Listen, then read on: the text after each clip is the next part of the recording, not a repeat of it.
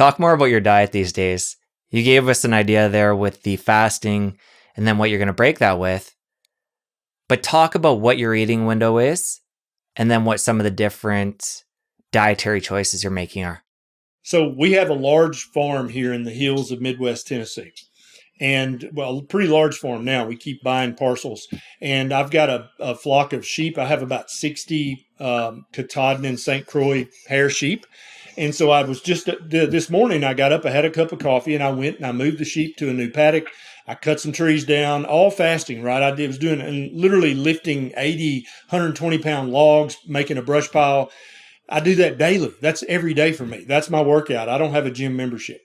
And so then somewhere between 2 and 4 p.m., whenever I start to, what did I say earlier? When I start to truly feel physiologically hungry, I'll come in and I'll take a shower because I'm really stinky when I come in from this 96-degree, 100% humidity Tennessee summer. Take a shower and then I'll break my fast. And it's anywhere between 2 and 4 p.m. typically. And I'll eat until I cannot eat another bite of meat and eggs. Sometimes I'll have some salmon or tuna. Sometimes I'll throw in some other kinds of meat. Nisha can cook chicken thighs that are just chef's kiss.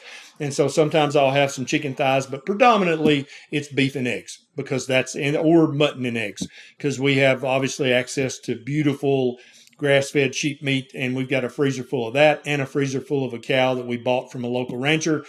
And that's what we eat.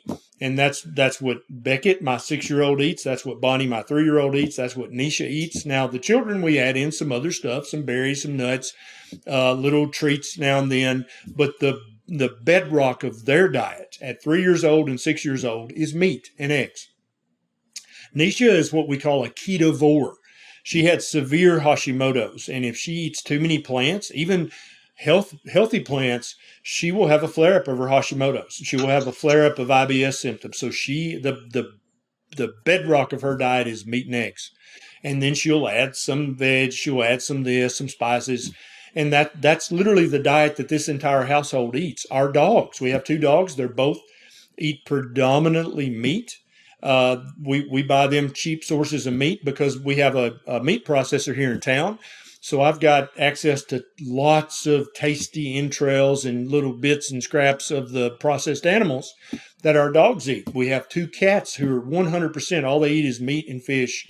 And that's 100% of their diet because I love every member of our family, including the pets, and I want all of them to have optimal health.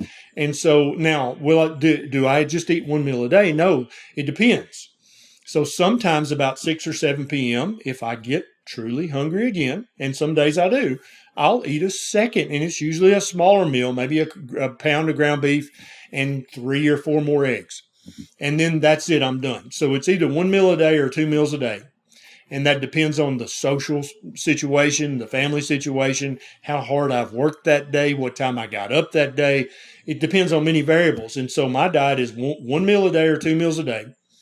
I do never eat unless I'm truly hungry, unless, we're visiting relatives and they make a big breakfast. I'll pick at it just to be social and polite, right? I'm not an asshole, but I'm not going to just plow into this big breakfast just because it happens to be on the table, because you don't get optimal health doing that.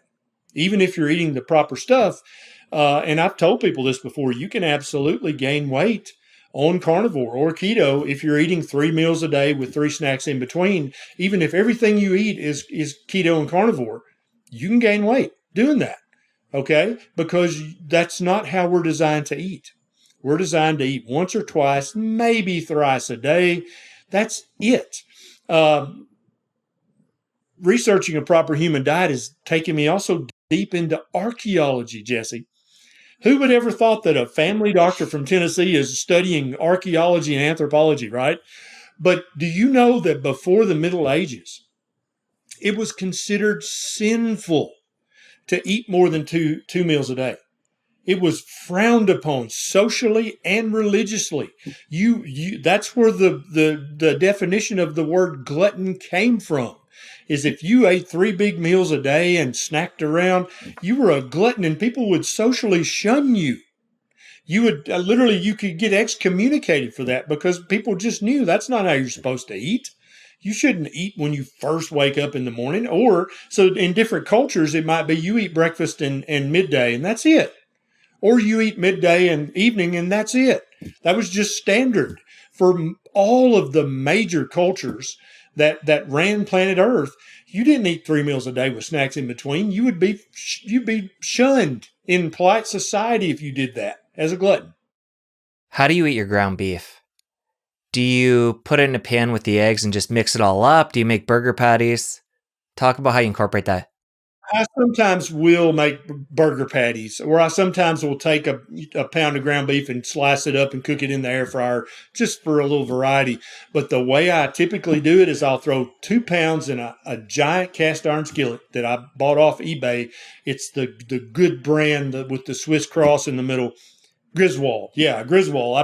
I paid way too much for it, but man, it's a beautiful skillet. It's probably over 100 years old, and I will put 2 pounds of ground beef in there, chunk it up, cook that. When that's almost medium rare, then I'll crack my eggs into that, and then I'll mix all that up and kind of make a big scramble with that. And I always put either some pluck seasoning, which is seasonings made with organ meat, or I'll put some Redmond's real salt. And then sometimes I'll put some salty mineral drops in and just sprinkle it on there because it tastes salty. And then also we try to get our ground beef to include the heart and the liver, right? Especially when we harvest a cow, we always tell the meat processor all of our ground beef needs to have heart and liver, spleen, lung.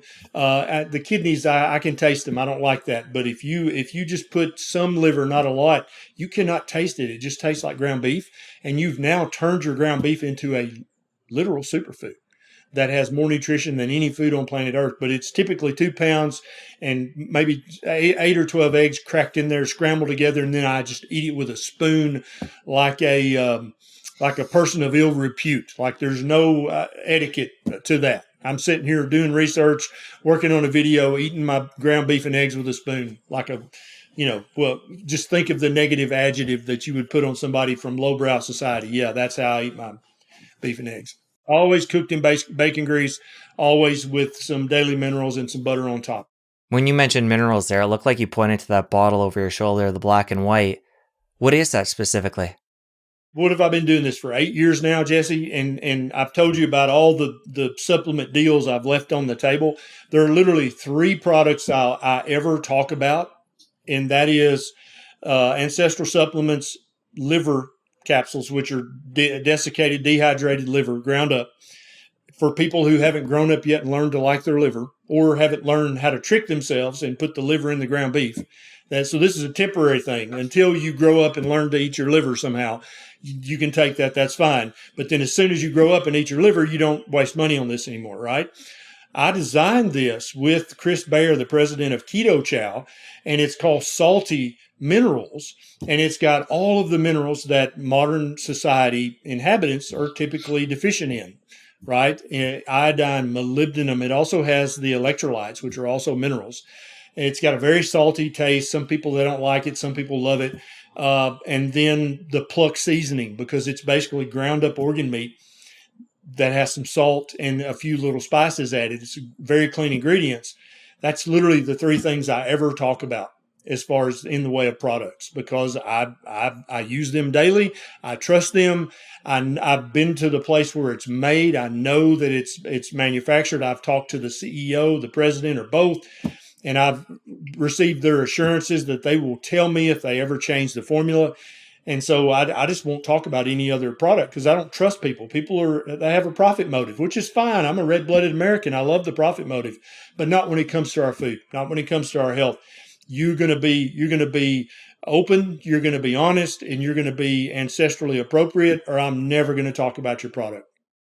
What about other supplements that are pretty common in our world? Vitamin D, omega oils, magnesium.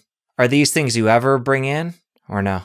So yeah, absolutely. Magnesium, potassium. I use unflavored element if I'm out on the farm sweating like a mule, right? I'll use unflavored element electrolytes. I do take in the winter, I take a vitamin D3 K2 supplement that I buy off Amazon. I've never seen a company that I'm willing to work with.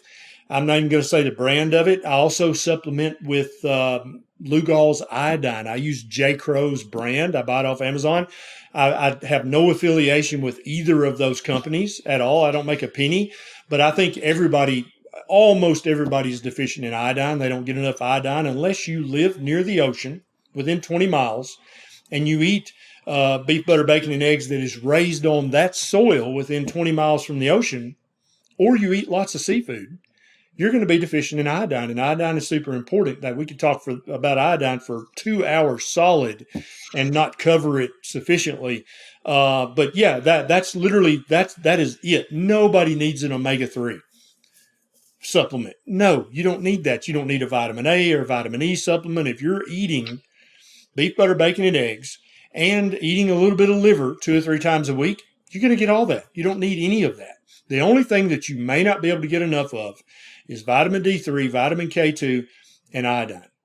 And as I'm leading by example here with my regenerative farm, that I'm out there rotating the sheep every 2 or 3 days to a new pasture, as that catches on and becomes more popular, and we start converting old soybean fields and old corn fields into pasture, and we start doing that and building the soil and unlocking the nutrition that is in the soil, often 20 feet down, because we've mistreated the soil for so many decades, in some cases centuries.